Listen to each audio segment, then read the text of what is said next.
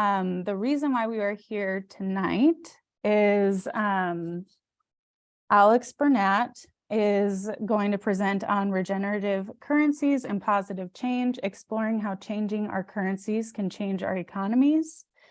So I'm taking Alex's bio from their website because I think it is excellent.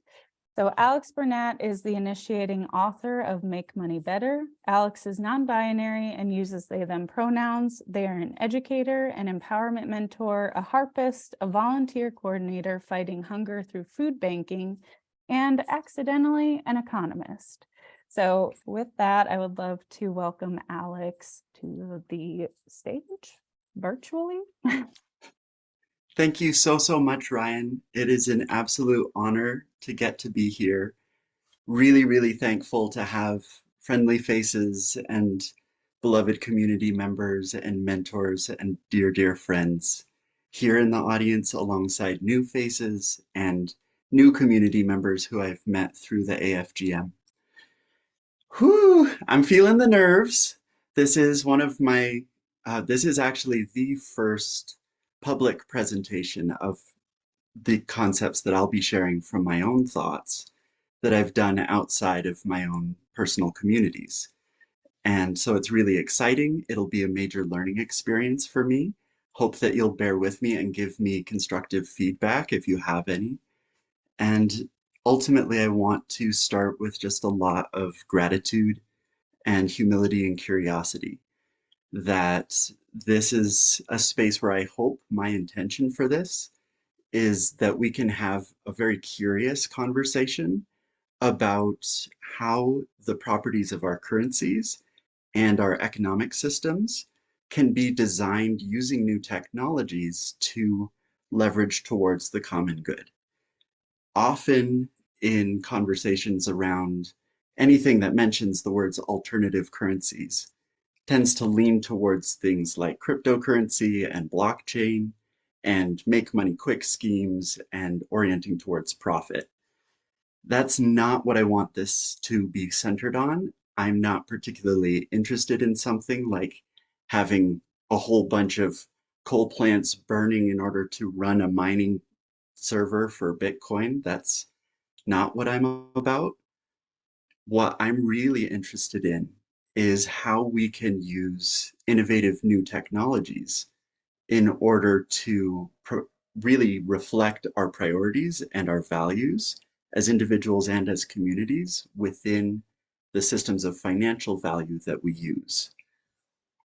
And throughout this talk, you'll hear me using the term electronic currencies to refer more to something like the kinds of payments you'd make on an app or using a card, rather than specifically referring to anything like a blockchain technology, though there's a lot of cool innovation in how we structure our currency systems that can happen as well alongside.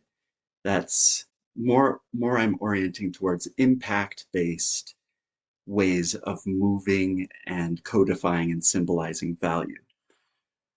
This will also be something where I we can broaden what we think of as a currency relative to this conversation, not just to be about money, but to also be about things like store credits, airline miles, point systems, um, like the deed to a house can be thought of as a way of codifying and transferring, moving, and legally representing real value.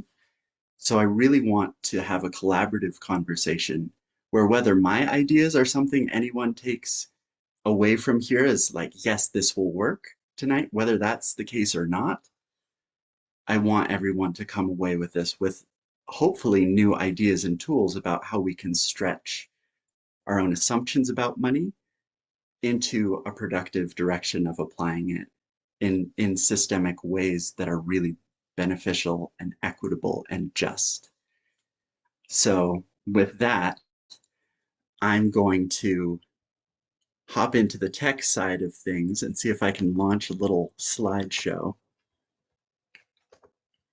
I also really want to acknowledge the fact that while we're talking about currencies and ways of exchanging value in trade and market systems and things that are relatively familiar for the current ways that our monetary economies are structured, that's really a very small sliver of all possible economies. There are so many ways that you can move value, you can relate as people, you can have relationships with the world around you with and without different ways of codifying or trading value or even having ownership. And there's a lot of humility that I want to put into the fact that using currencies and money is one little way within a larger landscape. And if you want to see things that have been really tried and proven over tens of thousands of years, it will be looking to indigenous models of society and economy that you'll really find things that are proven in the long term for being good for people and sustainable in a relationship with the surrounding environment. With that said, we are in a colonial dominant financial economy right now where you need money to make ends meet and where our systems are dependent upon that. And so I think that in order to move towards holistic solutions, we need to know how to move from this point A towards future solutions. And my curiosity and my hope is that we can use restorative, regenerative forms of money that bridge us to a point where we are authentically serving people and the environment around us. With that, this presentation is a hyperlink presentation. It is one where it is nonlinear. So as we go through these slides, you will see that there are little links in pink and in blue, primarily in blue. And within the chat, I would love for this to be as interactive of a process as possible. I'm going to click through here. So each slide within this presentation, and it's comparatively small, the number of slides, but we'll come back to them probably multiple times from different angles and to have different conversations. I really want to invite you to vote for where you'd like the conversation to go. Each hyperlink that gets clicked could take us into a totally different choose your own adventure kind of slide presentation. And I'm really excited to get some collaborative takes on this going. I'm excited to learn as much as I'm sharing. I don't want it to turn into a one-sided lecture. Also, on Zoom, you should have the option to raise your hand. That is something that you can do at any point in time if you want to bring your mic on and have a conversation in the moment about a particular place where we are in this discussion. And I'll be really excited to have that conversation. So please, please, please engage in, while also acknowledging I want to invite space for multiple different voices in this conversation, and I'll lean towards providing space for someone who hasn't spoken yet if there are multiple hands up at the same time. So clicking the hyperlinks, like this one, takes us through. We're going to have a central slide that is sort of the map and a hub that we can always come back to. In this case, it is the concept tree.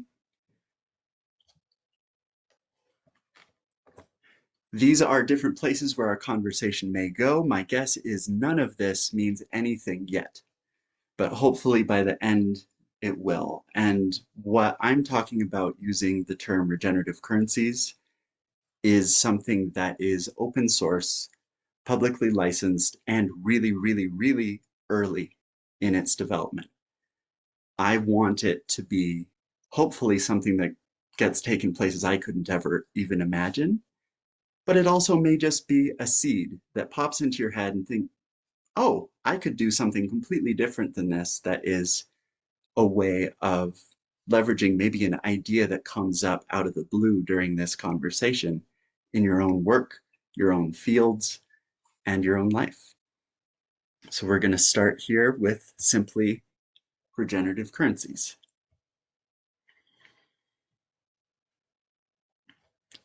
The idea of a regenerative currency, in the way that I'm articulating it today, is to create currencies that are designed to be optimized for an economy where there is no basic cost for survival.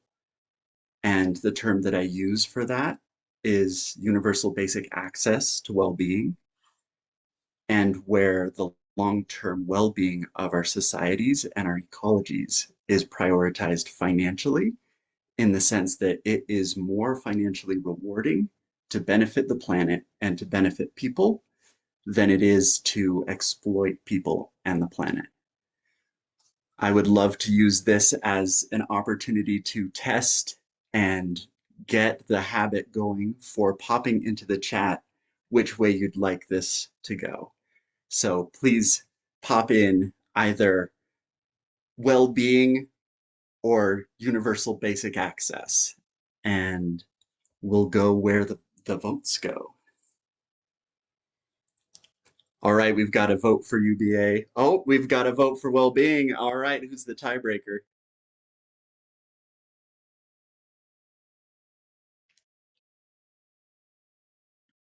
All right, we've got a. Oh, I think we're still ahead on the UBA. Got to get those votes in quick. So universal basic access. This is something where my hope in the long term is that we can work towards economies where people have basic financial rights that reflect what we already talk about in terms of basic human rights, where access to a reasonable standard of living is not just spoken about and written into nominal clauses in our laws and our policies and our mission statements of our charities, but something where we actually design our economies around guaranteeing that.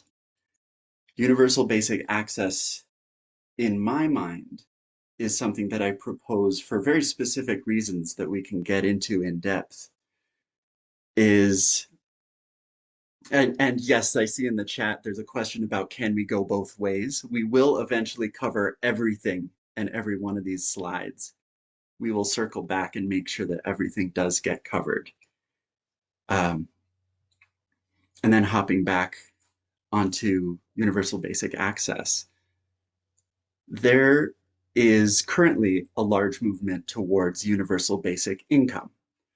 This is something where you would provide a whole population with money to be able to fulfill their basic needs as they choose. And universal basic access is a way of providing that same right to choose everything that you need within your basic needs, but it acknowledges a couple limitations that universal basic income has. One is, how can you give a certain amount of money, a cookie cutter amount of basic income, to any two nuanced human beings and expect it to authentically acknowledge the differences between those people's basic needs? Something like a chronic inflammatory condition could cause one person to spend a lot more money towards basic care, while the other person, likely the more privileged person in the existing structure of our economies, would spend less of that universal basic income and would accrue wealth, while the other person maintains the current existing downward spiral. And even if you try to design a policy system where there are tiers of need or greater levels of funding for individuals in different demographics, different personal situations, different stages of their lives, that's something where you're going to miss a lot of the nuances of the fact that we are very complex human beings, and trying to make a policy to match all people, in my mind, is risky. And one thing that I'm very lucky to have in my own personal work and background is work within food banking. I'm currently within the charitable food system in my paid work at the moment. And it is humbling, it is sobering, it is angering. I get to see personal stories of facing poverty, and I get to see the systemic boundaries of a charity trying to navigate the current policy landscape, financial landscape. Both of those together combine in a way that makes it really, really clear that there has to be some pretty big change. It's also a setting where, um, familiar to one of our viewers here today, who's one of my most beloved friends and our SNAP coordinator at the food bank where I work, the Supplemental Nutrition Assistance Program is a very long-standing program, previously known as food stamps, that's now on a little electronic benefits card. And you can think of a universal basic income as something being along those lines. The government puts a certain amount on that card, tries to put more into the accounts of people who have more need, and then they can spend it towards targeted purchases at grocery stores or at farmers markets. That's something that's already been very successful, with some challenges for sure, and a lot of policy opposition in various different settings, but it's also been something that's been piloted in a lot of ways. And what I would love for you to introduce your mind to, in a way that's still not going to be explained yet until we get a little further through this conversation, is what if you give everybody an electronic benefits card that they can use any amount? It doesn't have a limited balance. They can use it any amount specifically towards basic need fulfillment. That would be defined in different ways across different basic needs. But let's say you need to go to the doctor, you can go to the doctor with that card and it would cover it completely. You need food, you can go to a restaurant, pay with that card, you get that food. It's at no cost to you, it comes off of that card without there being a limited balance. And I'll talk through a bit more of the math of how to make this sustainable and possible, and some of the boundaries that have to be in place in order to make that sustainable economically, while still meeting all nuanced needs for different people. From here, we've got a bunch of different options for where to go. I'd love to plant the seed before I talk a little bit longer to look through some of the different blue words that are on here. And if there's anything that you're curious about on this page, pop it into the chat and we'll go there. And up until that point, I'm going to keep going on the train of universal basic access. There's one key piece.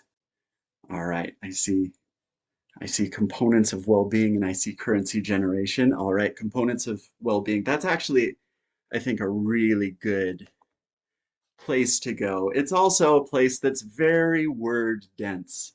So I hope you're watching on a big enough screen that you can see these various different categories and targets for what we will go over in a bit, which is currency generation within a regenerative currency system. Individual basic needs.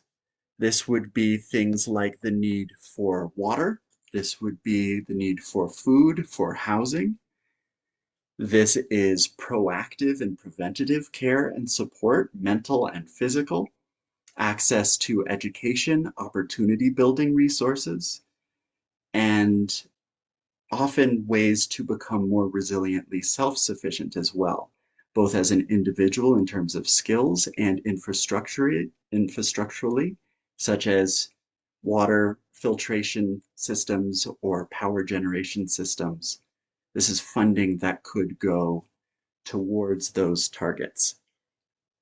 And social goals as well. This is a lot of what we currently fund with our systems of taxation, public programs and services, infrastructure, and something that I'll touch more on here is if we're going to implement systems like this at larger than a small pilot scale, it would be something where policy and government would have to be involved, ideally as a collaborator in my mind, to be able to make sure that public funding goals in existing systems do not lose stability and maintain workforce, maintain resources, maintain funding as there's any sort of transition in processes and approaches economically.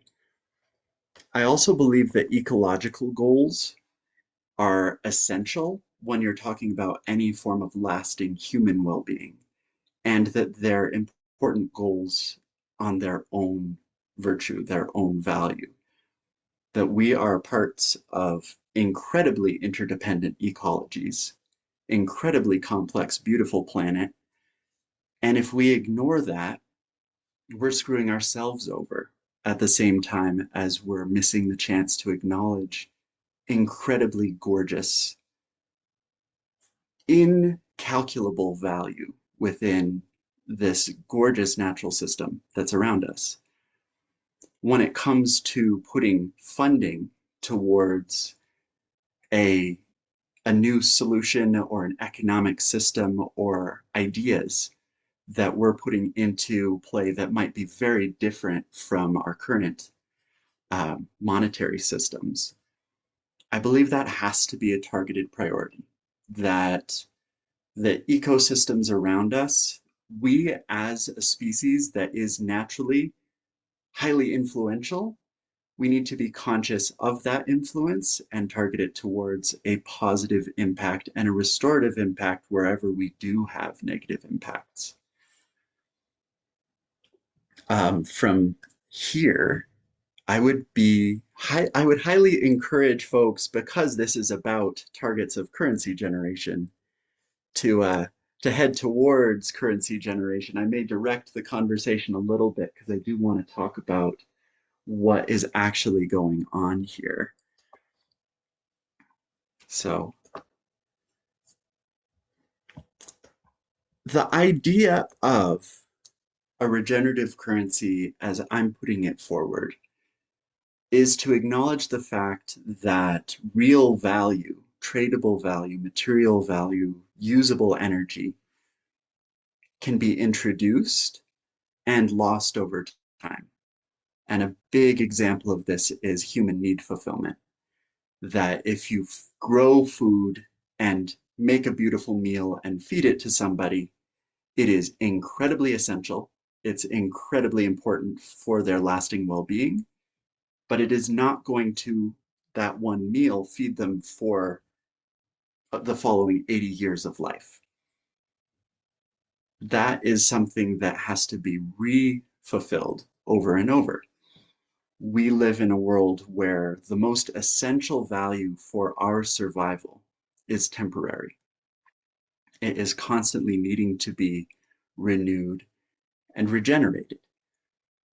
The prioritized work in this particular slide, that first highlighted link is the one we just came from.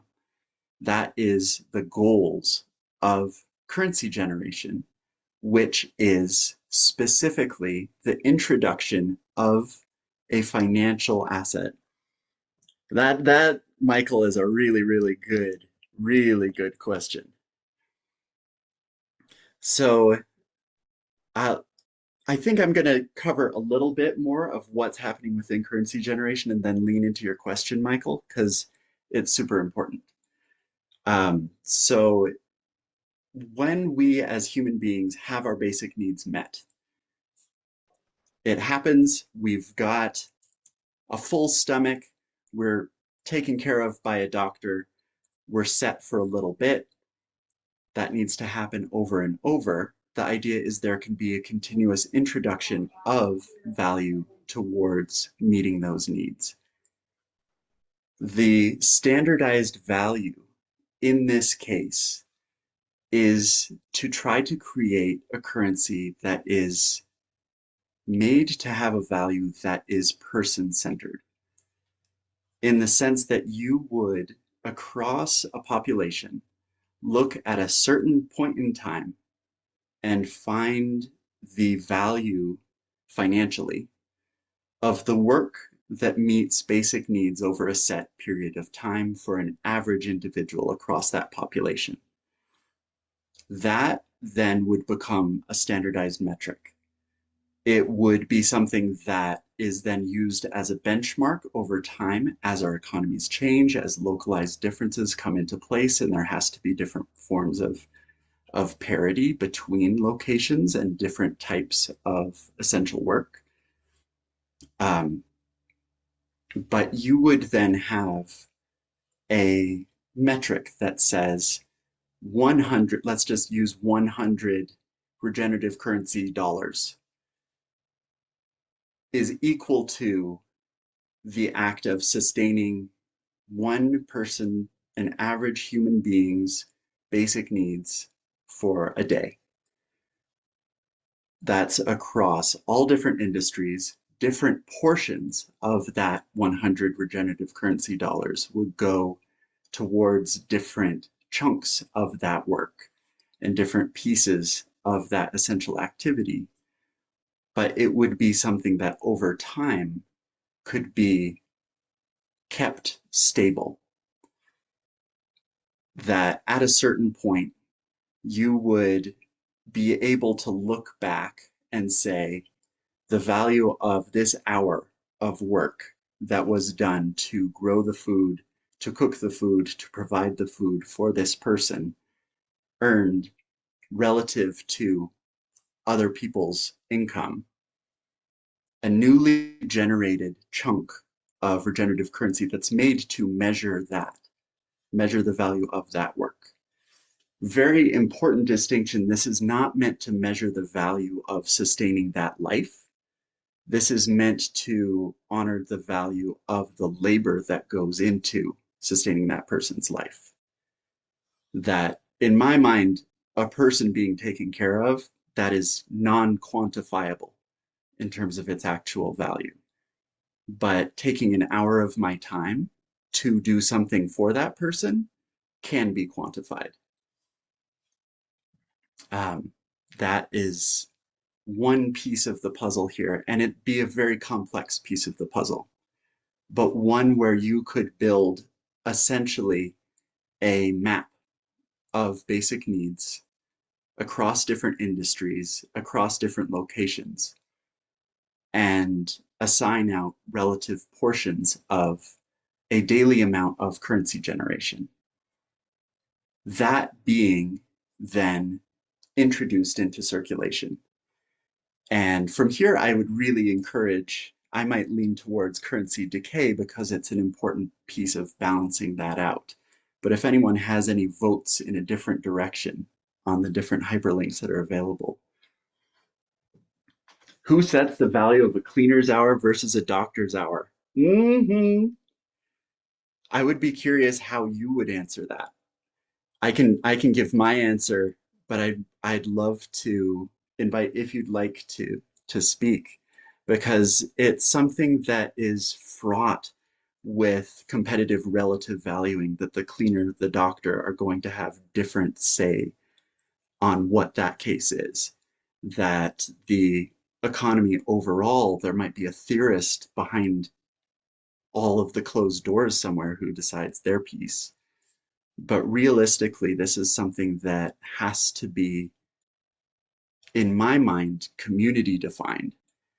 And there will be people who are upset with it. There will be people who like it, but something where a community as a whole gets to have a say about all of these different values. And there's also, I think, a big piece that has to go into the relative overhead in terms of supplies, the time commitment for education that goes into each given kind of work, and the number of people behind a service. For example, one direct moment of giving somebody a vaccine isn't just the moment of the person's time who's giving that injection or However vaccines are delivered in the future, it wouldn't be just that moment of their time. It's also down the supply chain, a whole bunch of different essential activities go into that.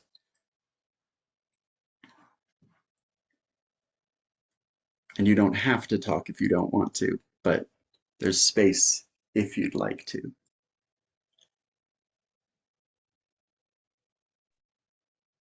So was that directed to me in Yes, particular? yes, Okay. please.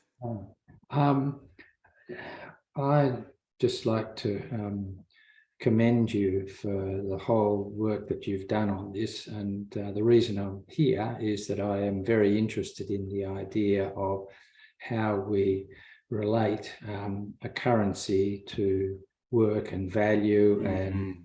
so on. And just to put it in context, I see that there are really four different ways that we could allocate new money, and one is equally to all, which you've mentioned as the basic income, and the other, which you seem to be targeting, is for work done. So if somebody does work, then they ought to be, the value of that work ought to be recognised.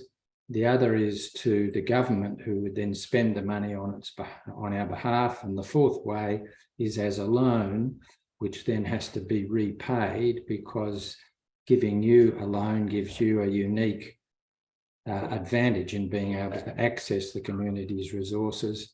And so you'd have to pay it back. So you wouldn't pay back the other ones because they're given for either work done or as a right to everybody. So the issue with paying for work done, in my mind, you still need some sort of standard measure that people individually agree to use as the value standard. And while you've Mhm. talked about the sustainable or the regenerative currency as a set of units, I do struggle with the idea of having a group of people, or Mhm. even the community, voting on how much of Mm. that is ours worth and so on. So I don't have the actual answer, which is why I wanted to talk with you and hear what you have to say. But somewhere in my mind, there is this balance between people coming together in a market, like a real market, which is mostly what we don't have now, where you've got a large number of buyers and a large number of sellers, and you have all the same information and knowledge, which is the ideal market. And then each of us make our own decisions as to knowing what the standard of value is, the $1. I make my own decision to say, well, buying that cup of coffee or paying for that cleaner is worth so much to me personally. And Mhm. that works sort of, but there's lots of, as you would know, lots of unpriced costs to the community and to the environment and everything. So somewhere there has to be a way of integrating those processes with your concepts. And I don't know what they are at the moment, but that's Mhm. why I hear the rest of your talk. Yeah, I think that this is one of the most important puzzles involved in any medium of exchange. Hmm. And if you really dissect things back and make a currency that is for one form of value, you've got like a gold bar in a safe, and Yes. someone has one gold bar's worth of a dollar. Like you've got a gold dollar and the gold to back it in its safe. The gold dollar can circulate around, get traded at different rates for different things. The person who ends up with it can trade it back 1 to 1 for that gold bar in the safe. But then it gets really complex once you start talking about multiple forms of value, or even the same form of value in multiple places at the same time. If you've got two safes with each one having 4 gold dollars in it, and you've got 8 or four gold bars in it, and you've got 8 of the dollars circulating around the world, and someone ends up with 7 of them and has access to only one of the safes, then it's going to lose its pairing in terms of strength. Whereas someone else who's left with the one remaining gold dollar could trade it in for 4 and it would have lost its strength pairing. Yeah. And one of the things that's really tricky about any medium of exchange is it does get slippery like that. Yes, I see money a little differently in Go that for it.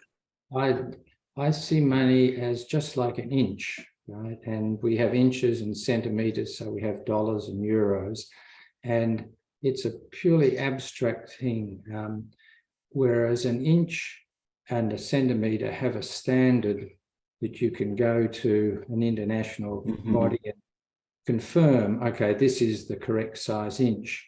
With a unit of currency, you can't do that. And the way in which we come to its value is through that market exchange of each of us making our own decisions, knowing how many dollars access I have, what share of my total dollars I'm prepared to allocate to a meal or to petrol or whatever. And that the backing for that dollar is then all of society's natural, human, built, technological knowledge, organizational, government resources. The whole of society backs that dollar. And the critical thing then is that the numbers of dollars need to maintain their relative purchasing power over time. And that is the really tricky bit, because technology changes, demands change, the amount of money going in and out of the economy changes. And so we do have these periods of inflation and deflation. I think there is a whole opportunity to change the way we manage the inflows and outflows of money. But if we did it, we are then having each person making their own decisions about what something is worth to them. The difficulty with it, and this is why I'm still interested in what you're proposing, is that when I make my decisions, there's a lot of information I don't know, not in the price. I don't know if what I'm buying has been the result of, stripping the Amazon forest, or, having kids doing slave labor, or, there's lots of things that I don't know when I make my decision about how much money I'm prepared to pay for something, because the cost doesn't really reflect all of those unknowns. And if we had a way of better capturing that in order to price the currency, then I think we will have a much, much better system. And I still don't know what the answer is, and I'm still happy to keep listening and talking. So I'll leave the rest to you. I think in my mind, the more I've puzzled over this, the more I've settled on. I'm going to actually skip to a different slide because I think it's really relevant to this. Getting to have, like you mentioned, an overall supply of a currency that is accurate and meaningful when it comes to the purchases and circulating value that are present within the economy overall. And to create a system where that overall supply can be increased or decreased. And in this case, the idea that I'm putting out there is to have a currency that itself automatically leaves circulation at a particular rate that can change over time across the entirety of that asset. All of the different units of a particular regenerative currency leaving circulation at 0.02% per per 6 months, or it would go up and down, ideally, so that the value of essential work, that is what currency generation is going towards, is balanced out by the same relative value in terms of a percentage of the overall economy's productivity and exchange during that same corresponding period of time. So let's say you have a person where all they need is 3 meals a day, like just isolating out that sliver of basic needs.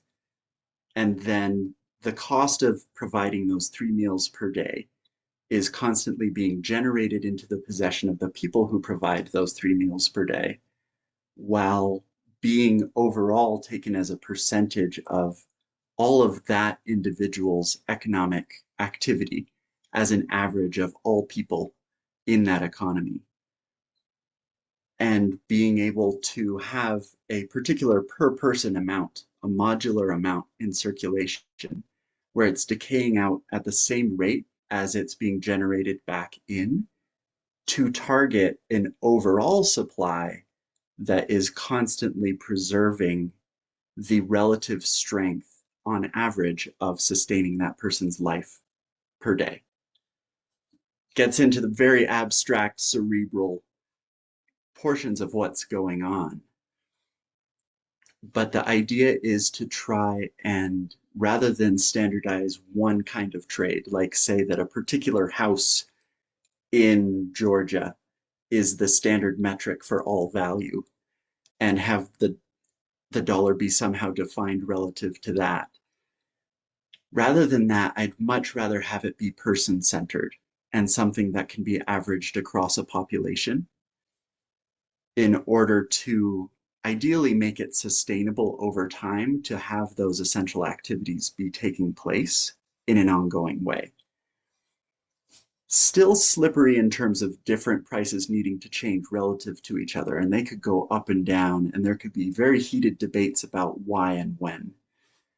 But to have more money be introduced when it's appropriate to dilute the supply of the currency overall, and allowing it to wane out and circulate out when there's actually entropy, like the value of the materials and services is going down, to be able to try and balance that out to a controlled extent within reason.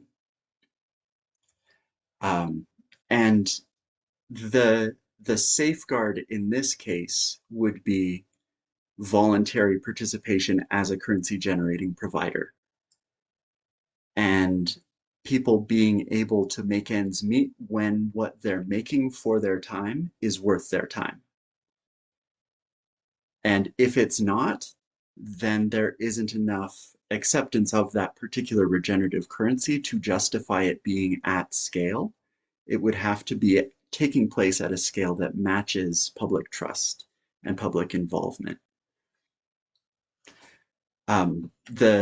The idea of currency decay matching the decay of real value in circulation is something that I got really excited about when I started figuring out that most basic costs that are composing the poverty line are the cost of entropy in some form or another. And mirroring entropy within the supply of a currency, you can cancel out both sides of that equation and have basic needs be met without cost by defining certain activities as being essentially valuable, and then increasing financial value in circulation as those forms of value are produced. I see a question from Jeff, and I'd love you to clarify this because I'm not entirely sure I'd be answering directly to your question. It seems that tying money to labor misses the point of the value of existence, which I would agree with, that I think that the value of existence is unquantifiable. What if I want to devote my life to an endeavor? Sorry, it scooted up as a new comment came in. What if I want to devote my life to an endeavor which doesn't require measurable labor?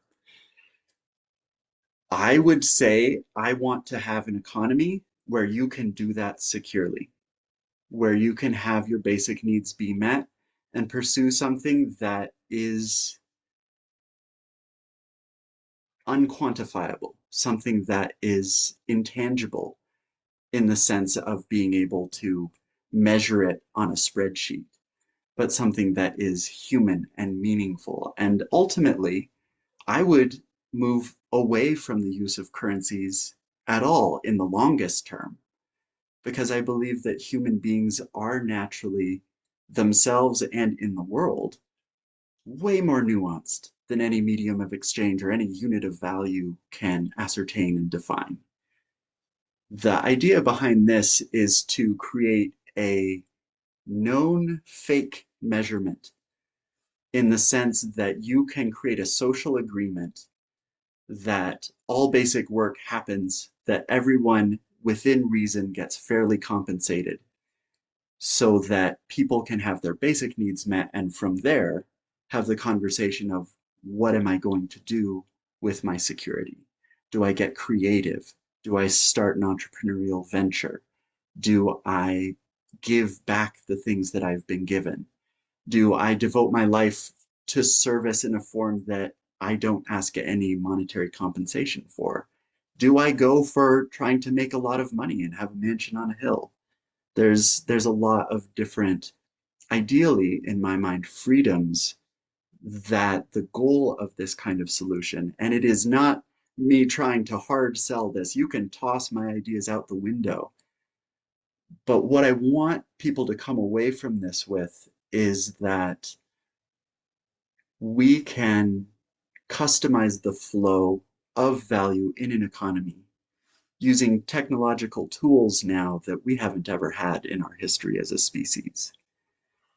And by setting a priority and making an agreement with a group of people, even if it's at first a very small group of people and a not particularly ambitious priority, that there are ways to move towards that that are novel and hopefully exciting, and that can create economic bubbles within which profit and profitability lead towards positive behavior towards the common good for all people. And I see another question from Michael and then one from Joe, and I'll go to these in the sequence that they came in. How do you see regenerative currency relates to complementary currencies or local exchange trading networks? Awesome question. One of the links in the little resource packet I sent out, and also one that is referred to within this presentation later, is some of Thomas Siderius's work with the city of Amsterdam creating complementary currencies specifically for local exchange and keeping money circulating within particular communities as many times as possible, while also being able to prioritize the upliftment and economic equity where it's most needed within marginalized, financially, economically marginalized communities. In this case, regenerative currencies, and I don't want to say that in a branded way, because this is something I want people to run with and take it places where I couldn't have ever thought about it. But I imagine that it will be essential for us, if we want to have money long-term as a sustainable solution, it will be essential for us to have primary media of exchange that behave in ways that serve us and that we design in careful ways. The idea of a complementary currency, for folks who aren't particularly familiar with that terminology, is one that's used alongside a primary medium of exchange. Whereas I'm talking a bit more about what properties do we give to our main media of exchange. Complementary currencies target specific goals and interventions within the larger economic ecosystem that uses its own overall currency that's separate. An example is in Amsterdam for about 10 years, there's been Maki, which is a local currency within a particular neighborhood where volunteer work earns Maki from the government. This can only be spent at local businesses that are owned within that relatively marginalized area of Amsterdam. And then after those 2 layers of spending, once to provide value to the person who performed volunteer work, and then a second time to the organization that provided that value, it can then be exchanged by that business to the government of the city for euros. So it essentially it doubles the tax funding that the city is able to put into that community, because it's not just being spent once into that community and then leaving it, it's being spent twice into that community, and then it can go wherever the euros go. But that's an example of a complementary currency because it's a way of allocating euros locally. It's a way of creating localized networks and exchanges in a way that's hopefully really positive in its impact, but it's not trying to take over for the euro. It's just a way of logistically creating new exciting currency tools. Whereas I'd be really excited to see our primary currencies themselves be prioritized towards well-being for people on the planet, so that not just that Maki, but the euro itself can provide an ecosystem where to make more of it, you make more good for people and for the planet, rather than having currencies where, in our current situation, absent any legal protections, it is most profitable to maximize the exploitation of people and to maximize the extraction of value from the environment. That to get financial value, you could leverage it any way you want to essentially tear value out and monetize it from people, from the planet, from yourself. And that, in my mind, is not ever going to create an environment where the cost benefit analysis of the people who gain financial dominance is going to lead towards the right kind of decision making long term. And Ryan, thank you so much for popping that packet into the chat. Ooh, a long one from Lucille. Michael was right. The stability of the purchasing power of each unit of money depends on the amount of money in circulation staying in sync with the productivity of the people whose name that money bears and whose goods and services that money lubricates their production and exchange of.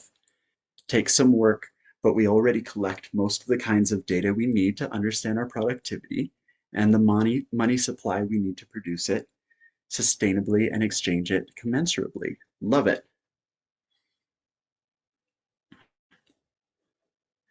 All right. Awesome, awesome. That actually feels like a really good segue into how the rate of decay changes to reflect real conditions. In my thinking, as soon as you introduce a currency that reflects entropy through a changing rate of decay, or as soon as you introduce a rate of decay at all into a currency, you have the ability to control a lot of different properties about how that decay takes place.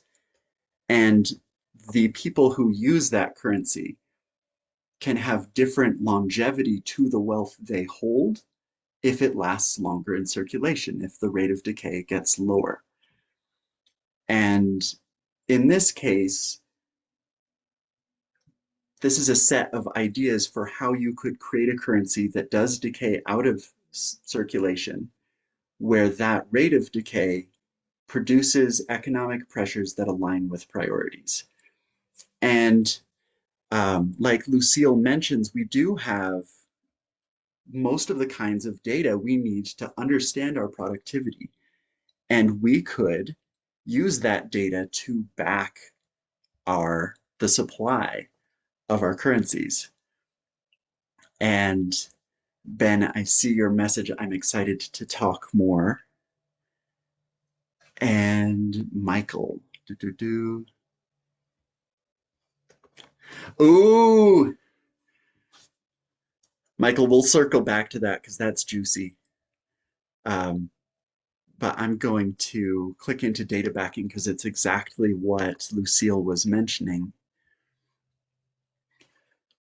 You can, with data, do a lot of really exciting things with a digital or electronic currency. And in my mind, a very simplified version of this would be you define one priority and you say, this actually probably could be done with blockchain. You could define one priority like the number of trees in the world. And let's say that you can quantify the number of trees that there are to within a reasonable estimate. And you can quantify changes in the number of trees that are being planted or being cut down or lost to wildfire to within a reasonable estimate. You could then create an investment asset that is able to be introduced one digital token per tree into the possession of people who have invested into that particular goal and have it be actually financially rewarding. It would be purely speculative. It would be similar to conventional cryptocurrencies in the sense that it has no innate value. It's not meant to be a currency per se as much as an investment, and a speculative one at that. But if you're going to have speculative investments, why not have one that aligns with a goal? And you could have a certain number of tokens that are on a node in order to have like proof of stake hosting it. If anyone knows how those proof of stake blockchains work, you could have a version where you pitch in a certain amount of those tree coins into a locked account that you can unlock to make withdrawals, and you can invest more into it if you want to. But as more trees are grown and planted, it could automatically accrue value and wealth within that account. And whenever there's a loss, you would lose money. That's something that's perfectly feasible to do with technology. That's something that's absolutely something we could create digital agreements to mediate. And you could create overall a currency that circulates as a medium of exchange, where I believe it is reasonable to measure the productivity in an economy and have that amount fluctuate, the amount of the currency fluctuate to match it. This would be something where increasing productivity could be meaningful and losing productivity could be costly for everyone who has a stake in this by holding any amount of the currency, because it would decay faster or more slowly. You'd be able to keep it for longer or for a shorter period of time. I think that there are pros and cons to that. If I was to propose a long-term solution, I would say that you could do that to within a reasonable amount, but I'd actually prefer for it to deflate past a certain point rather than constantly increase more, because you'd be making the currency itself stronger as more productivity takes place in the economy, but then safeguarded on the flip side where past a certain point, it could not inflate without more of that currency being taken out of circulation. Danielle, yes, that is the goal. In my mind, we have to create currencies that are in service to the planet. We have to prioritize environmental justice. We have to prioritize well-being of the environments around us, and do that with money. Because money right now, you can do all the environmental justice fundraising you want, but you've got to have somebody who's screwing over the environment pay you to do it. and it's not a sustainable system right now. We've got to create overall societal agreements that cultivate the well-being of the planet intentionally.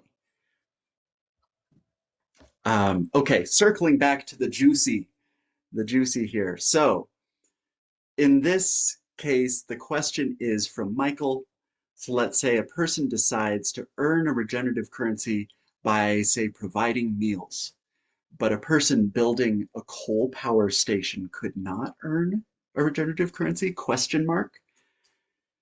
This is something where you could create a regenerative currency with particular standards for being a currency generating provider.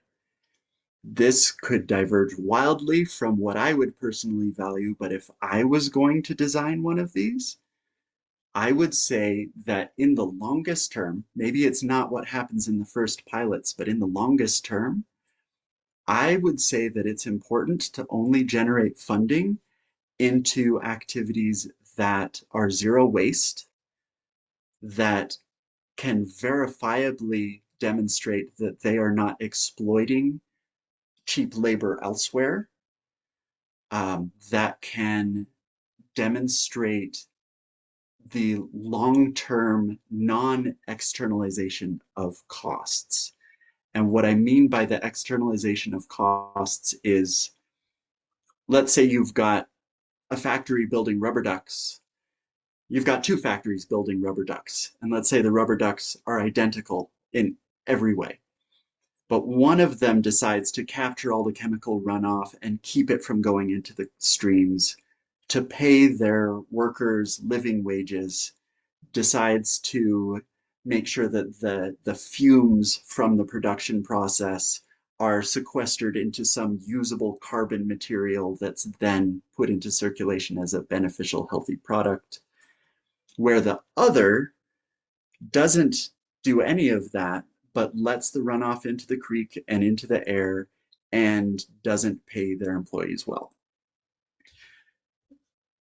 Dollar for dollar, the rubber ducks being sold for an identical price in an identical store, the dominant business would be the one that is externalizing costs in our current system, where you've got one that says, I'm not going to pay for the impact of contaminating the water. Someone else, literally downstream, is going to pay that cost for me. And then I get to take that as profit. And they could even say, like, pitch into the funding and the founding of a nonprofit that captures that out of the river system, and then pay them in a donation and then get a tax deduction and have no cost for them, but claim that they're actually not having a negative impact. They're still dominant relative to the organization that's trying to prevent that. So in my mind, to be a currency generating provider, there should be the demonstrable non-externalization of costs to future generations, to marginalized communities, not passing it on to consumers who then have to pay for the waste and disposal of a hazardous product. There's a lot of different ways that costs are externalized, but that's, in my mind, an important standard. And I think another one that's exciting to me is the possibility of creating regenerative currencies. Ah, I see a hand up. I just wanted to ask if it's okay to interpret Michael's question as a person decides, so the person that's providing meals is creating the regenerative currency and it's being created into the economy as they are doing that work. So we could just switch out the earn for creates this currency, right? Is that okay? Okay, Yeah. makes sense. Good job Yes, so far. exactly, Keep going. exactly. But someone building a coal power plant, if this regenerative currency is in circulation, could still be paid by someone who has generated this regenerative currency and could be paid into like that kind of use. It's not something where the market would, absent legal protections, prevent that. However, it would then come at a cost to the entire system. If there has to be additional currency generating work towards compensating for the pollution that takes place, that's something where more currency being generated into circulation without it being actually generating the overall level of value in the community, it's just reducing negative impacts. You would have the currency recycling faster. People would lose wealth longevity for having to compensate for negative impacts like that. And so it becomes communally most profitable to make purchasing decisions that are of shared benefit to as many people as possible, even within your elective purchases. And another thing that's exciting to me in the possibility of defining standards for being a currency generating provider is you could have like racial justice movements have this in their toolkit potentially to create a currency where to qualify as a currency generating provider for this particular kind of regenerative currency, you would have to be a member of a BIPOC community. And then by generating value into providing a service for folks who need it, some sort of essential work, wealth financially would be generated into the possession of people who are otherwise most likely to be exploited by financial systems. And when that financial wealth accrues, it can then be the draw for services and goods to enter that community where in the absence of having there be all or a percentage of currency generating providers being members of, for example, a Black, Indigenous, person of color, outside of there being a goal for that, it would be very easy for someone to say, oh, I'm going to make a regenerative currency system where the people who have the wealth provide, with their land ownership, the production of food for people who need food, and then have currency generation phenomenologically just passively end up going towards people who are currently in a racially and economically dominant position in our current systems. And there's ways of making this into a toolkit that go in so many different directions based on how standards for being a currency generating provider can be defined. You can have ecological, racial priorities. You could have essentially community agreements encoded into a system of exchange.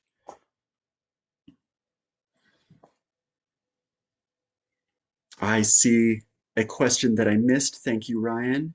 Thank you for covering my use of BIPOC. And I think Michael might be getting into investing in trees.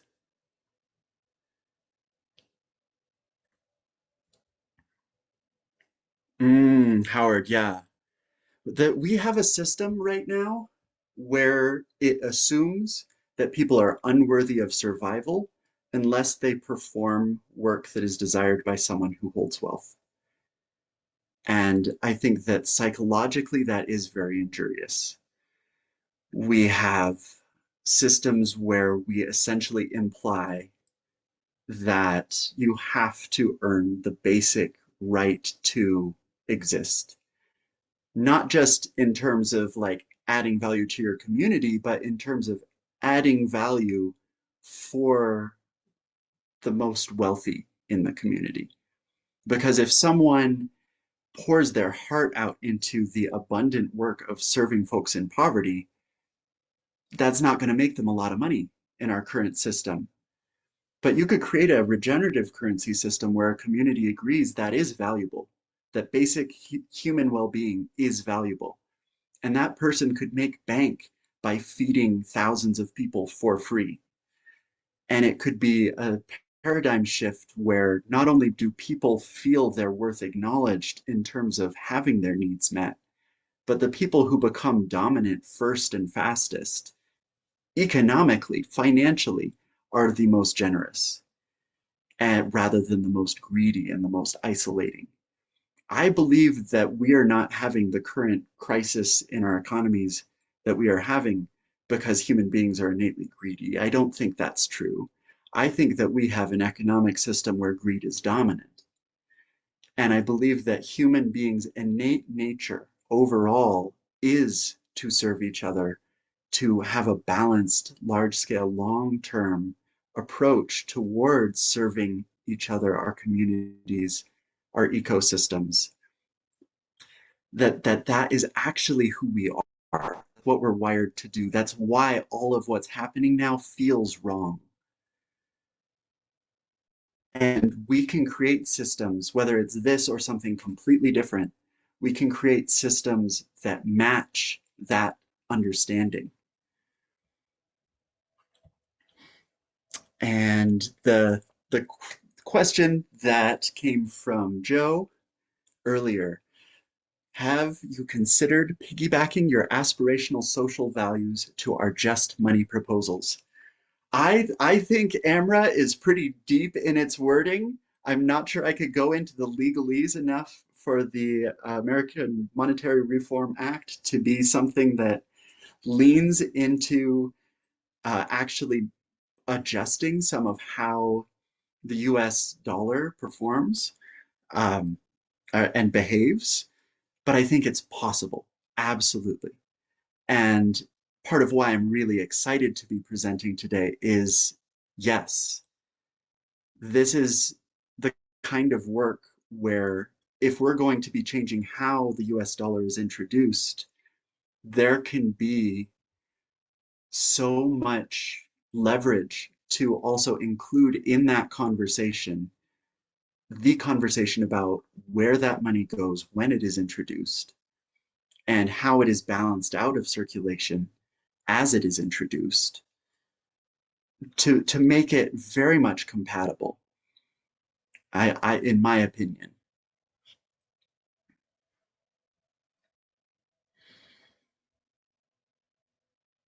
Mm,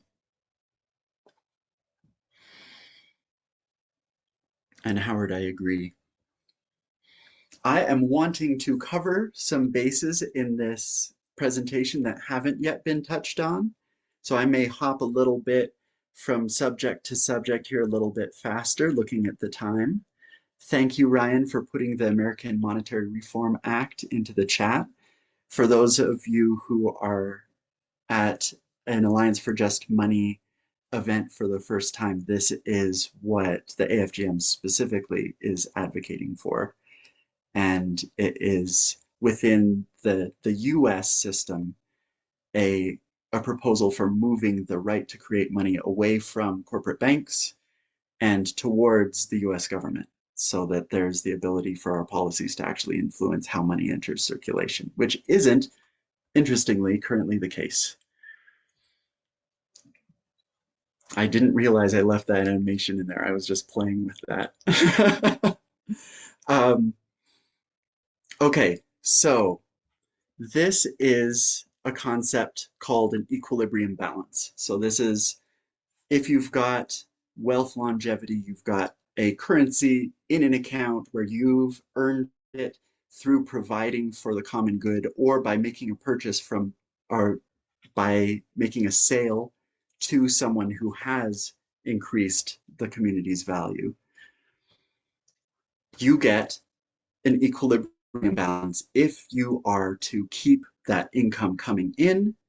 You can save a certain amount that reflects the overall wealth circulating out. So the rate of decay balances out your income at a certain balance. If you're making, I think, let's say you're making $100 a day to make the math easy, and 1% per 100 days is leaving circulation.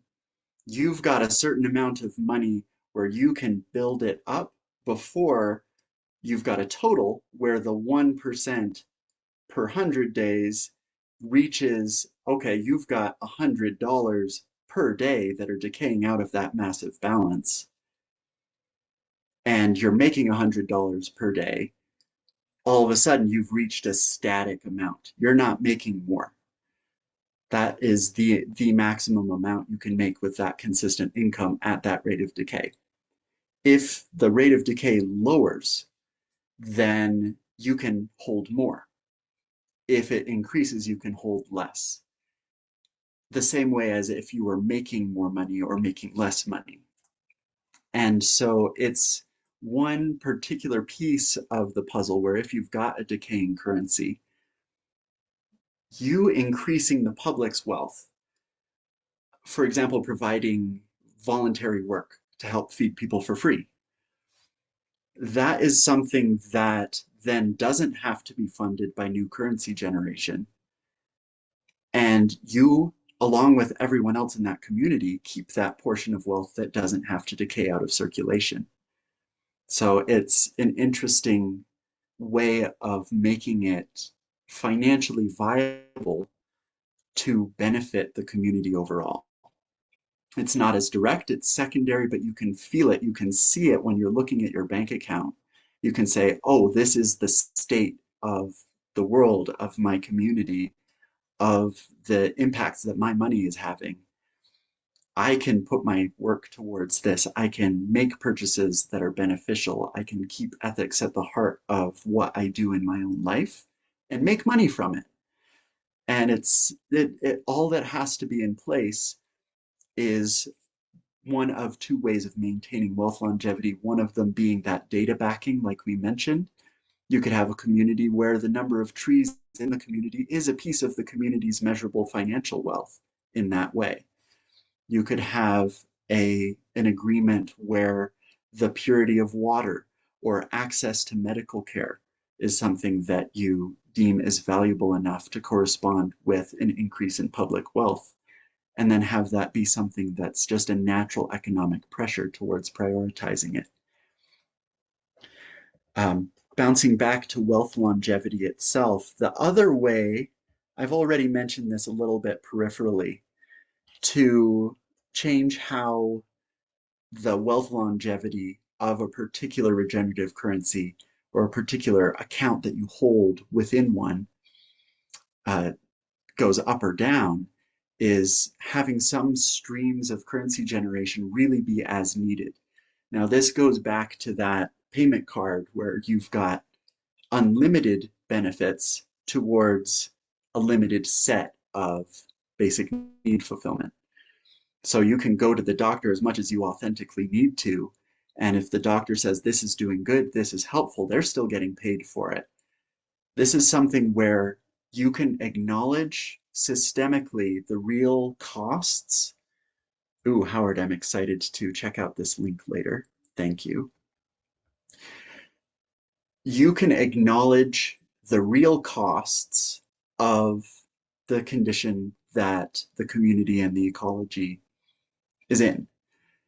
If you've got a lot of marketing campaigns that degrade people's mental health and people need more mental health care because of it, more currency would need to be generated towards that mental health care.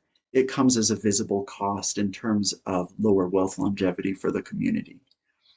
If, on the other hand, you've got a situation where corporations and communities naturally build up the mental health of everyone in that system, you would just have the cost of preventative and ongoing mental health care to cover. And because it's generated as needed in specific cases, it would be going towards the wealth of the community instead.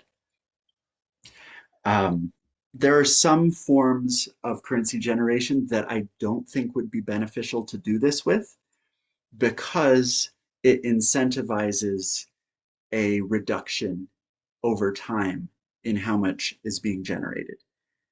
If that happens verifiably in the presence of access, which I believe is the qualifying factor for even being part of a regenerative currency system, is that you have uninhibited access to as needed currency generation. When that's in place, it can be safer. But if you've got something like education that you're funding with currency generation, you don't want to optimize away from people utilizing it. You want to optimize towards people utilizing it. You want to, if anything, increase the amount of education that's happening in the system, because it's not a sign of something being wrong. It's not like treating acute conditions in an ER that could be preventable. It's benefiting people overall.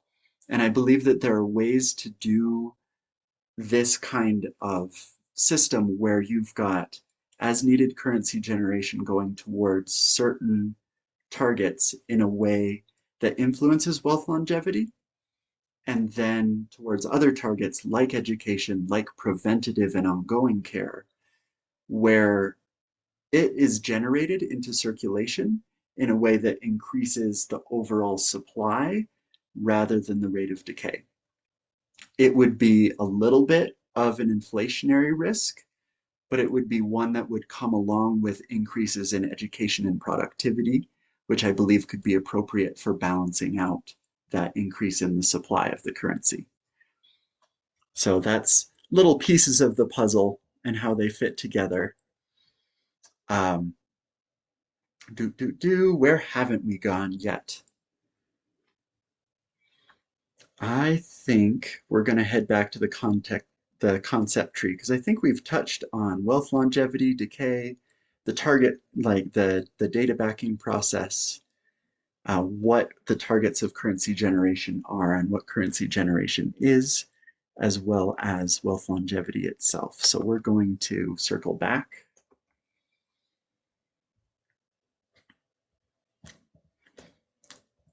It's not that many slides, but it takes up a lot of time because it's so conversational.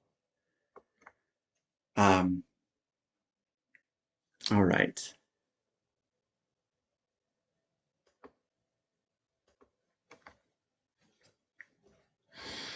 All right, so this is a bit of the why. Especially in the context of having this conversation with people who are doing a lot of really innovative and exciting work, I think it's probably not as important to talk about this because you're already aware that something's wrong and that something's not working. However, I think there's also going to be a lot of prevalence, especially with the complexity that's involved in changing the properties of the currencies we use. There's going to be a lot of pushback saying, why not just use taxes with the US dollar and call it a day? Or on perhaps the other side of the argument, why not just let people, pick themselves up and, pick themselves up by their bootstraps? There are, I think, a lot of arguments that could come from both sides to say it's easier to keep things the way they are. And especially when you're talking about using the US dollar to generate, like, assuming AMRA goes through and you've got monetary reform in the US, the legislature can choose where money is introduced. And let's say they're really generous with it. They fund all of the essential infrastructure, generate money into universal basic incomes for everybody. You've got money that's flowing into all the places where it's needed. We have market environments where an equilibrium forms between supply and demand. That's just how our monetary ecosystems work. And you can find some of these resources in the packet at the bottom of the packet that Ryan linked earlier in the chat. There is a paper by Thomas Siderius and Trevor Zink that is referred to here that talks about the current market environment that we're in, specifically relating to circular economics and the ability to have economies where all materials are preserved in circulation rather than being wasted. And how finding a solution that is financially rewarding in the current system will by definition compete with the priorities that we're fighting for. Because profit is not going to care. Making money is going to be something that you optimize towards by ignoring those goals. And the individuals who give their time towards non-financially rewarding activities are going to lose their security or be outcompeted. The businesses that, like I mentioned before, try doing the right thing at their own cost are likely to be outcompeted by others. And even when you've got a population that wants to buy the right thing for ethical business, you're still going to have the most successful businesses be the ones that are minimizing how much they actually spend towards getting a maximized public image of positive impact. That's just what's going to be most dominant. And then you've got governments where one says we're going to provide for our community and put in a lot of money into this, and then another says we're going to make a lot of money and then dominate the global economy. The one that ends up most financially dominant is not the one that is pouring the most effort into its people and its ecosystems, even though that's where the real wealth is coming from in terms of well-being and the ability to perform work and natural abundance. I believe that we need new systems where there are pressures towards the common good that are implicit to what we design. And I agree, Howard, with what you're saying in the chat here. It's the wrong first cause. We also have supply and demand finding an equilibrium that will move as public wealth moves. And this is why I lean towards universal basic access rather than universal basic income. If you give, let's, for the sake of argument, lean into some of the arguments that were made earlier that the amount of money in an economy doesn't necessarily, that it has to be appropriate relative to the tradable value in the economy. If you gave everyone in the world twice the amount of money that they currently have, no one would gain any wealth at all. Prices could double, and I believe they would double, but the distribution of wealth would not change, and the amount of real tradable value that it's being exchanged for would not change. You could remove 99% of everybody's money in the world tonight, and no one would lose any money at all. The amount of the distribution of wealth would not change, and the amount of tradable value in circulation would not change. It's just that prices could, and I believe eventually would, just drop to 1/99th of what they are at the present moment. And there would probably be all sorts of behavioral fluctuations along the way, but it would stabilize out to there being no change at all. We're just codifying and symbolizing the wealth that's in circulation. And if you have a market where people need to get their basic needs met, if it was possible in our economies to do that, then anyone in our system, anytime poverty in our system shows up, it should somehow be something that we could produce more to remedy. But we're in a system where we optimize towards maintaining at least some level of scarcity. Supply and demand, to have a non-zero price, to be rewarding for producers, you've got to have demand.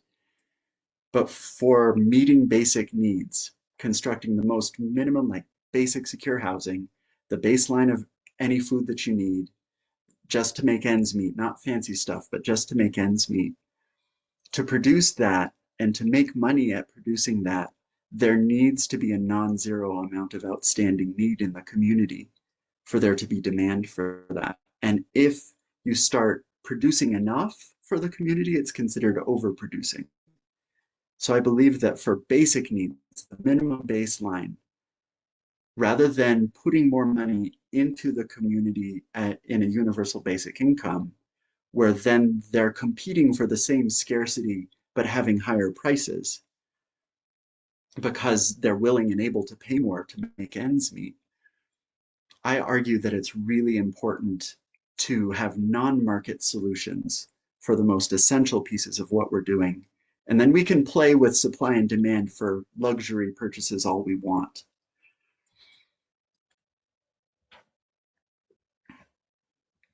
People could not pay car and house loans. Joe, you're right. So keeping everything in the scale of how we conceptualize money is based on the fallacy that it has innate value, because a dollar is this unit of measurement. And it's super interesting to conceptualize how the way we exchange real value, if you had those car and house loans also cut by 99%, it would be identically the same. But in the case where they don't, then you start to see a lot of the similar analogous issues to what we have with our current system having chronic inflation, where ongoing, we're going to constantly see prices going up, but the wages that people make are not necessarily keeping pace. For example, you've got this assumption that a measurement of a certain number of US dollars means something relative to really a changing definition in its relationship to prices. And it's exciting to me to have the possibility of creating a currency where the supply overall can fluctuate in a way that preserves, at least within a reasonable range, the average price of all purchases. And I think there's one more in the concept tree to visit before wrapping up here.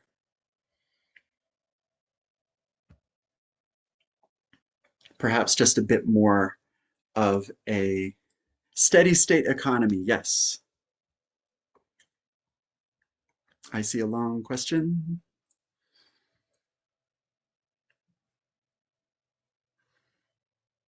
I'm going to read through out loud because I'm still absorbing. Michael says, money is just a measure. In the current system, the seller alone gives real value. The buyer gives them a record of the value, in quotes, that they agreed between them using standard units, the dollar in the US. The seller gets back the same value from the rest of the community when they spend. The key is to, 1, ensure all real costs are included in the price, very difficult. 2, ensure that both buyer and seller have the same knowledge and power in the bargaining process, also very difficult. And 3, the supply of money is managed so the supply of money maintains its purchasing power over time.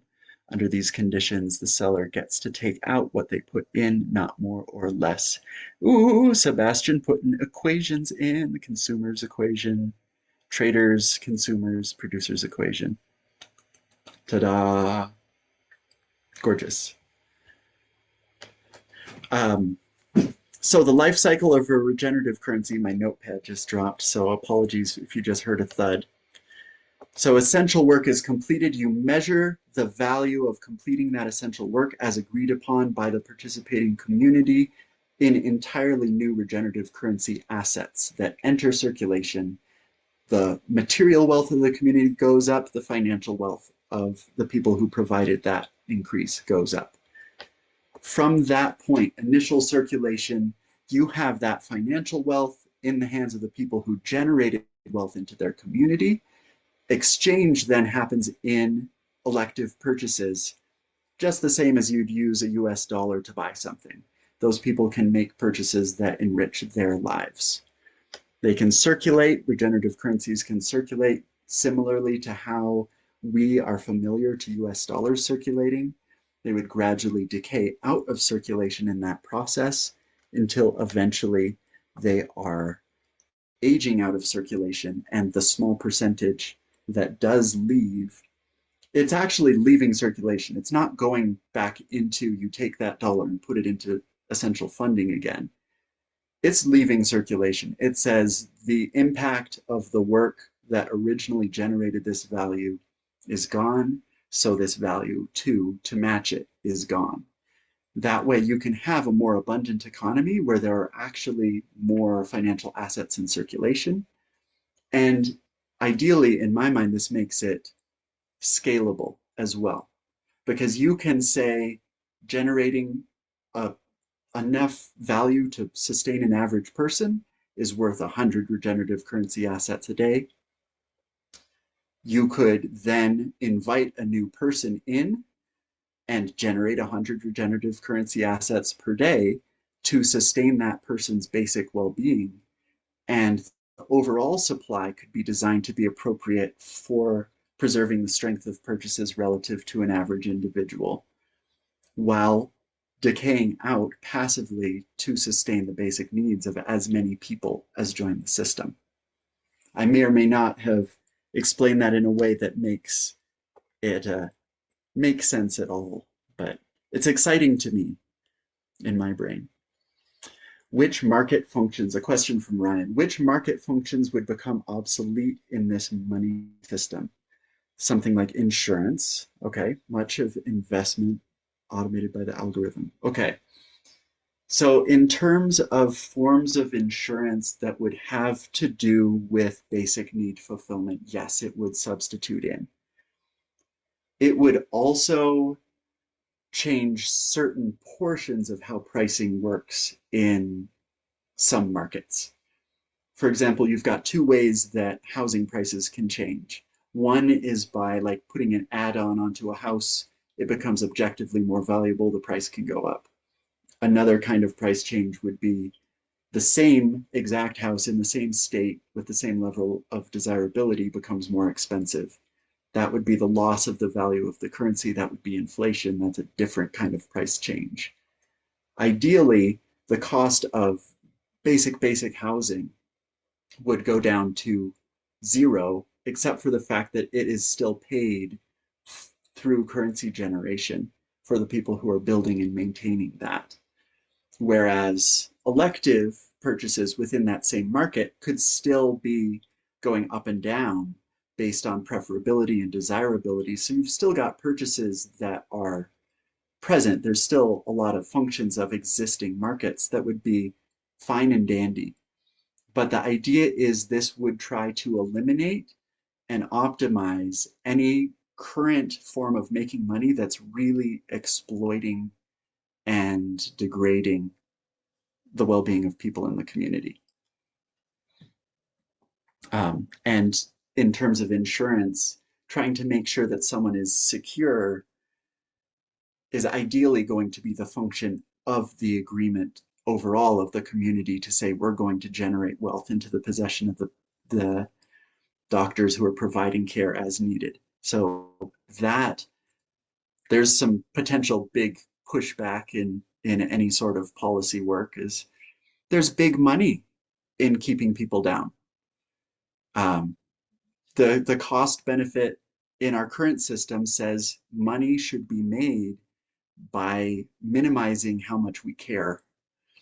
But the idea with this is to say you can have even just a single small community say we're going to prioritize these things, have it be scalable eventually to a larger level, but be able to create an environment where the optimization is in a more positive, consciously chosen direction.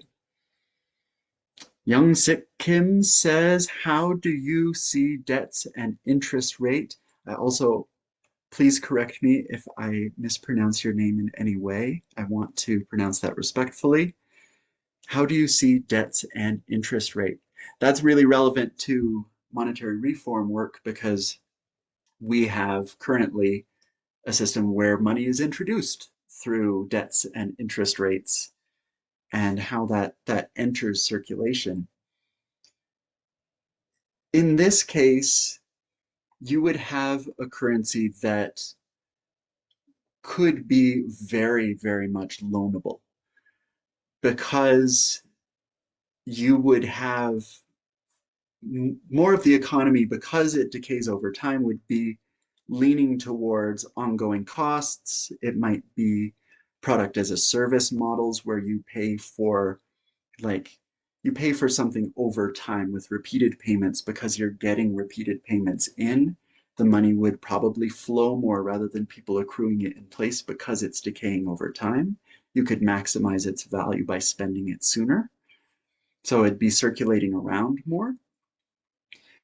That means that people, if they wanted to make a really large purchase, would probably have a reasonable, it'd be logical to take out a loan of some sort and know that you're going to be paying that back over time because you wanted to make a larger purchase up front at one point. That's something where I think that loaning money would not necessarily change too much. However, it would not be the way of introducing a regenerative currency. Money could only be loaned that existed, if that makes sense. And there seems to be a conversation going on back and forth. Let me catch myself up.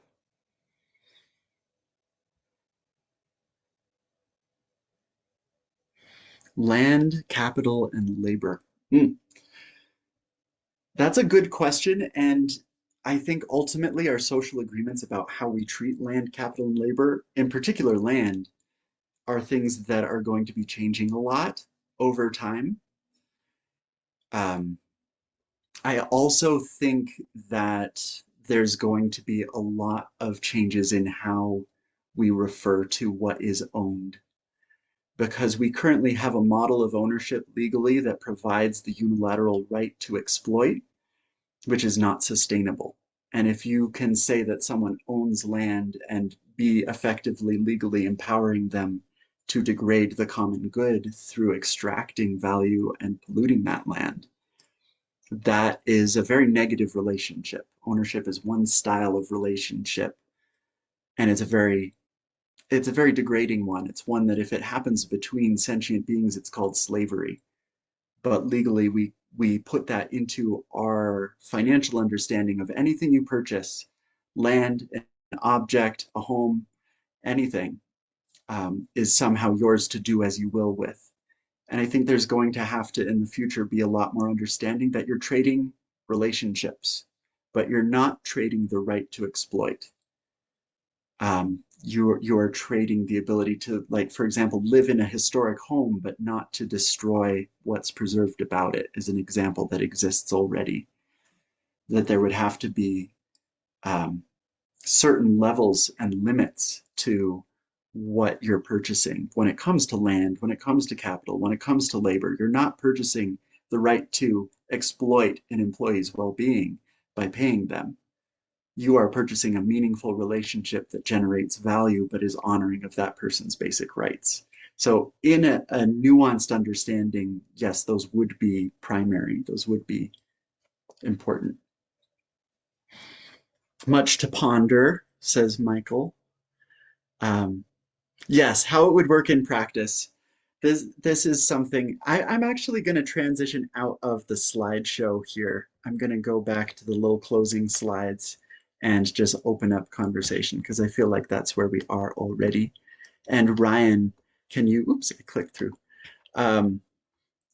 Go ahead while I am clicking out here. Yeah, I am very excited to have you on board with the Alliance for Just Money, and the work that you're doing with regenerative currencies is excellent. I really enjoyed this discussion, and I'm feeling very hopeful after this. I haven't really had a chance to engage with your work until leading up to this coffee house. So really excellent work here. And in the packet that you shared for us to do some reading beforehand, I thought it was very beautifully put, because as you've mentioned, and as the Alliance for Just Money knows, much of our money is created as loans. And oh, you said it so beautifully in your paper. I think it was like somewhere in the first couple of paragraphs, but that regenerative currencies paired with monetary reform can make it so that it is financially rewarding, and I'm quoting you here, financially rewarding to guarantee access to all forms of basic well-being without any private cost. And I just think that that is a beautiful asset to monetary reform and what you're sharing with the regenerative currencies. So thank you. Thank you. My heart feels full. Thank you. I would particularly love to invite voices from people who may not have shared already in the chat, whether it's your own thoughts about what you might bring into the world after this, or your own curiosities or critiques. Feel free. I'm sort of anticipating that this will be torn to bits in very productive ways over time as part of learning how to properly make it safe and practical and effective.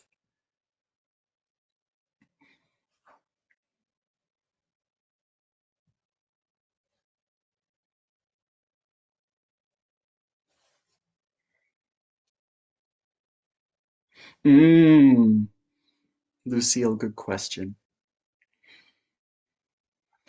Seemed from an earlier transition comment about 20 minutes ago that you're assuming economic incentives, motivations, and behaviors in a just money system will be the same as in our current private interest-bearing debt-based system. Is that what I think? If so, why? If not, great, because I think they will be different, though it would take too much time and words to explain why and how here. I think it would be completely different. I think we currently have a carrot on a stick economy where a lot of people engage with it because they have to. And I think that there are some people who make money because it's a joy, but I don't think that's primarily how it works in a lot of situations. I think economic incentives and motivations in the kind of system that I would like to see would be motivated by knowing that by selling your services or things that you make with your creative work, or by putting productive labor into a very practical, hard to do job, that doing that kind of work is not just building your own financial wealth, which it would be, but is simultaneously the best way to make it meaningful for currency generating providers to provide essential work without cost to the recipient. That by having an abundant commercial environment where there are a lot of goods and services available to purchase with a regenerative currency, it becomes more and more motivating for people to put their time into generating it, that it would be usable because of that. And I think the motivation of holding a currency that literally says, I contributed to sustaining a person's life for a day, is totally different from holding a dollar that says, I made a rich person happy for a day. I think it's a very different kind of paradigm. Sebastian, I see your hand up. Hi, nice talk. Question: you saying regenerative, which means that there's a decay process. Does it mean that the currency that you are talking about has a decay process, and then it's a type of demurrage is one word to put it? Would the currency have a depreciation that eventually becomes zero, so it has to be regenerated? Yes, it's intended with a dual meaning of, yes, it would decay over time and have to be regenerated. It is also, and more primarily, intended as a tool that brings regeneration into our communities and our ecosystems, that we're literally generating value that has over recent economic history been consumed and destroyed, and bringing ideally the priority of regenerating well-being. And what would be the method of devaluation of the actual currency? There's a couple different ways that that could happen on the more technical side.